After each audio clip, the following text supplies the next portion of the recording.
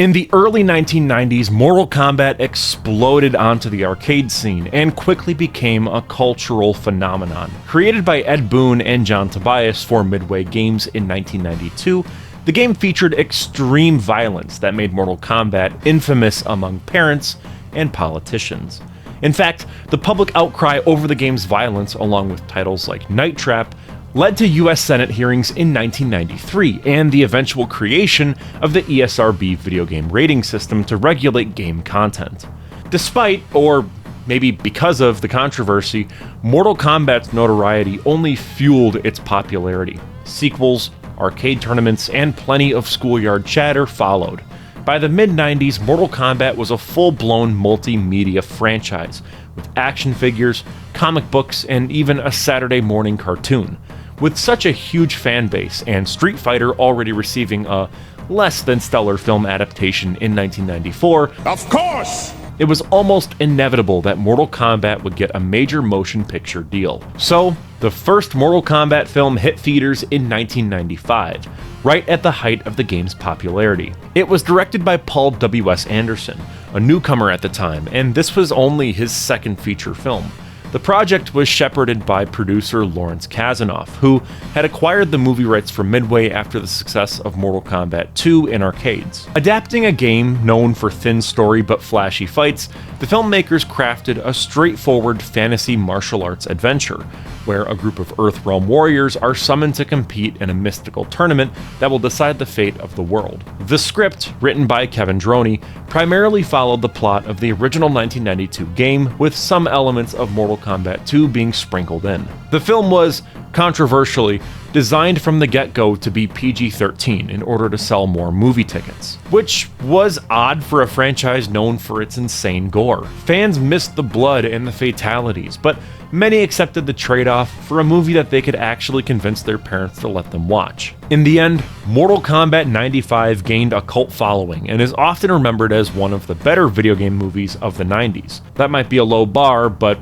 still. So, without wasting any more time, this is Mortal Kombat! Earthrealm faces destruction if Outworld wins its 10th Mortal Kombat tournament. Shaolin monk Liu Kang, movie star Johnny Cage, and Special Forces officer Sonya Blade are chosen by the Thunder God Raiden to defend Earth. Each enters with personal motives. Kang seeks vengeance on Shang Tsung for his brother's death, Sonya hunts Kano, and Johnny wants respect. They battle through foes including Scorpion, Sub-Zero, and Goro.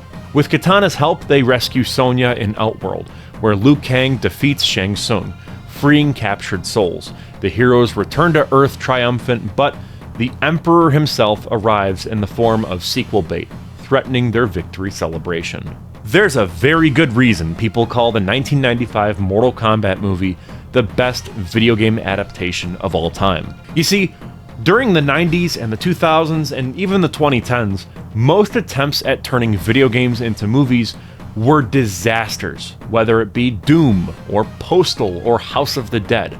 Even compared to what's come out since, like the animated Mario film or the Sonic trilogy, shameless plug by the way, I reviewed those movies, Mortal Kombat holds a very special place because it managed to capture something that the others couldn't. If you watch it today with the modern Mortal Kombat in mind, specifically the NetherRealm era of games from 9 to 1, with its elaborate cutscenes and stacked rosters, it can feel like a thin version of the franchise, but I do think that's the wrong way to look at it.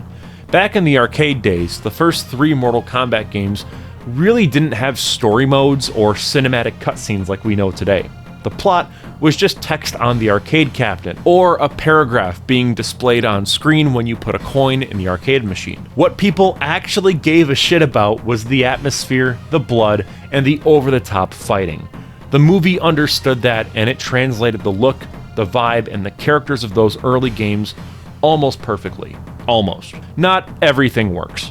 Raiden feels off. Art Lean is an odd inclusion since he never really comes from the games and is an original character that a decent portion of time is spent on. But for every stumble, there are 10 moments where the film nails it. The music, the fights, the energy, it all lands. Even more importantly, it shaped the way that these characters would be remembered forever. Kano, for example, was played as this Cockney thug in the movie. Later games leaned into that performance so hard, the character eventually became Australian in canon, basically rewriting his entire identity to match the film. That's why the adaptation works. The arcade games gave the filmmakers a huge challenge. Adapt a series with no real story but a massive fan base. At the same time, that absence of story created freedom. The movie had room to define the personalities, the voices, and the rivalries that would stick for decades. As a result, the film set the blueprint for what the franchise would even become decades after the fact. For the mid-90s, it was the perfect choice to adapt a game like this, and it's no wonder why the film is still remembered as the gold standard for video game movies. Get over here! Lyndon Ashby as Johnny Cage is easily the highlight of the film. He has charisma, he's funny, and he brings an energy that the movie thrives on. In the original games, Johnny Cage was basically a Jean-Claude Van Damme parody, and that's about it. He was a martial artist with almost no depth beyond being a bit cocky at times and punching dudes in the testicles. This movie gave him a ton of personality. It redefined him as being a comic foil. Every version of Johnny Cage that came after this film owes something to Ashby's performance. This is where you fall down. This is where you fall down. Christopher Lambert as Raiden, on the other hand, is a weak link. Sean Connery was originally supposed to play this role, but he turned it down, leaving Lambert to step in. My issue isn't really with casting a non-Asian actor as Raiden. A lot of fans like to harp on that. I don't know. These characters were barely more than archetypes at the time, and the studio wanted a recognizable name. In the 90s, that choice made sense, and later adaptations like the 2021 film and its sequel addressed the representation angle anyways, because what doesn't work for me is Lambert's delivery. So you'll rush into any fight just to prove you're not? His gravelly voice and dry attempts at humor feel wrong for Raiden.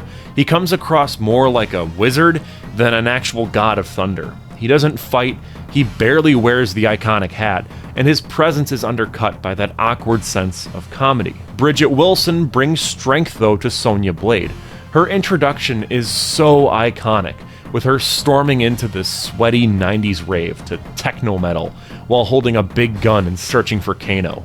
Throughout the movie, she plays the straight man against Johnny Cage's antics, and their back and forth gives the film some of its best comedic beats. The chemistry between Wilson and Ashby works so well, it's a shame that they only shared this one movie together as these characters. Hi, I'm Johnny Cage, and you are? Robin Shou as Liu Kang is serviceable, but unremarkable for the most part. He's not bad, but the script just doesn't give him anything to really work with. His role is reduced to being the chosen one who's motivated by his brother's death. There's a dream sequence early on that sort of hints at him being riddled with grief and guilt, but the film never really digs deeper beyond that one scene, and then having it in the end where his arc is wrapped up with a simple revelation that, oh, Shang Tsung killed my brother, even though it's like, we already knew that. We were shown that right at the start of the movie. It comes out of nowhere, but it kind of gets the job done, even if there's no meaningful progression from point A to point B. Your brother's soul is mine. Cary Hiroyuki Tagawa as Shang Tsung is downright unforgettable. He plays the villain with campy exaggeration, but he never really loses his menace. His performance balances over-the-top line deliveries with genuine intimidation. He feels like a Saturday morning cartoon villain who could rip out your soul any second. His catchphrases became legendary, and his version of the character was so definitive that the franchise actually brought him back decades later for Mortal Kombat 11. Your soul is mine. The fight scenes in this movie hold up surprisingly well. What stands out to me is how directly they pull from the games. Liu Kang does his bicycle kick thing. Scorpion yells, "Get over here." Shang Tsung steals souls, Sub-Zero freezes people, and Johnny Cage lands his trademark nut punch. The filmmakers were clearly fans who actually did their homework, and the result feels authentic. These moments don't come across as like empty fan service for people to cheer in theaters. They fit naturally into the fights and make sense in the story. I know what that is! The cinematography is more striking than I remembered. The movie uses harsh greens in scenes like Liu Kang's apartment, or these very vibrant reds in Johnny Cage's fight with Scorpion. The night scenes, meanwhile, lean into these very blue tones, with a constant haze of smoke that gives everything a surreal, dreamlike look. Once the story leaves Earth and enters the tournament setting, the film embraces that otherworldly mood completely. It feels like stepping into a different dimension, and it works very well. But the visual effects are very uneven.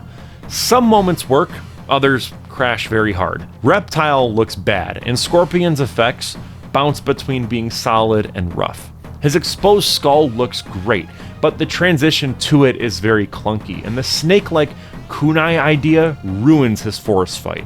It's frustrating too, because the actual woods look fantastic. It's a practical location, and the endless lines of trees is just incredible to look at. On the other hand, Goro is a triumph. He's an animatronic that was built for the film, and the fact that he's physically there makes all the difference. His stiffness adds to the uncanny vibe, and small details like sweat rolling down his face after Cage kicks him in the nuts really sells the effect. He looks like a real creature standing on that set, and it's unforgettable. Unfortunately though, the weakest part of the movie is its PG-13 rating and the lack of a tournament structure. Without bloody fatalities, the fights don't fully reflect the violent spectacle of the games. Meanwhile, the tournament itself just feels confused. Fighters kill opponents one moment, spare them the next, and nothing is consistent. Goro's fight with Art is never fully set up or explained. Shang Tsung just challenges Johnny Cage, only for Liu Kang to then suddenly take his place, and the whole system collapses under vague rules. A bracket, or even an arcade-style ladder, could have given the matches more context, but the film just never bothers to do that. We got company. However, the music ties everything together. The Mortal Kombat theme blasting during fights is so thrilling, and when it kicks in during Liu Kang's final battle with Shang Tsung, it elevates the entire sequence. That earnestness defines the film.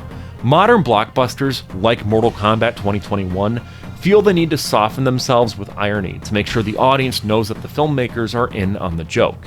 There's usually a character who cracks wise about how ridiculous everything is, or a line that undercuts the drama with a wink towards the camera. Mortal Kombat 95 doesn't play that game. It doesn't care if you think it's silly, it commits to the very slow motion shots, the exaggerated line deliveries, and the glossy low-res CGI with these smoke-filled sets.